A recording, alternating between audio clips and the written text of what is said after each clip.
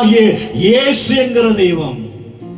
அவரால் அன்றி மீட்பு இல்லப்பா, அவரால் அன்றி உனக்கு ரட்சிப்பு இல்லை. அவரை நோக்கிப்பார்.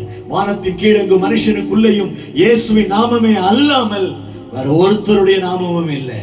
அதைத்தான் பவுல் சொன்னாரு, மரத்திலே தொங்கப்பட்ட அந்த இயேசுவை எவன் நோக்கி பார்க்கிறானோ அவன் பிழைத்துக் கொள்வான்.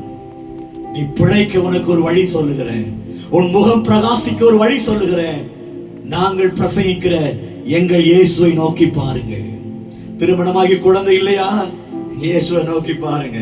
அநேக நாட்கள் வயது சென்றாகிவிட்டது, என்ன செய்யறதுன்னு தெரியல, திருமணம் நடக்கல, தடை. பயப்படாதீங்க, இயேசுவை நோக்கி பாருங்க. உங்க வீடு கட்டி பாதியில நிக்குது, சூழ்நிலைகள் எல்லாம் அடைக்கப்பட்டிருக்கிறது, வாசல்கள் எல்லாம் அடைக்கப்பட்டிருக்கிறது, சோர்ஸே இல்ல பிரதர், என்ன பண்றதுனே தெரியல. கவலைப்படாத, இயேசுவை நோக்கி பாரு.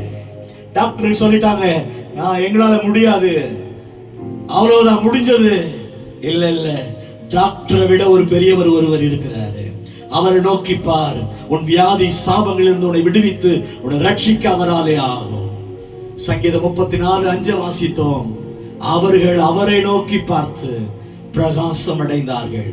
வனாந்தரத்தில் இஸ்ரவேல் ஜனங்கள் பாம்பினால் தீண்டப்பட்ட போது அந்த வெண்கல சர்ப்பத்தை நோக்கி பார்த்தது போல, இந்த செய்தியை கேட்கிற தேவனுடைய பிள்ளையே, இந்த புதிய ஏற்பாட்டின் நாட்களிலே நீ எந்த நிலையிலே நீ தாக்கப்பட்டிருந்தாலும், மந்திரத்தினாலே, சூனியத்தினாலே, செய்வனினாலே நீ பாதிக்கப்பட்டிருக்கிறாயோ, சிலுவையிலே உனக்காய் தொங்கப்பட்ட இயேசுவை நோக்கி பார், நீ பிழைத்துக் கொள்வாய்.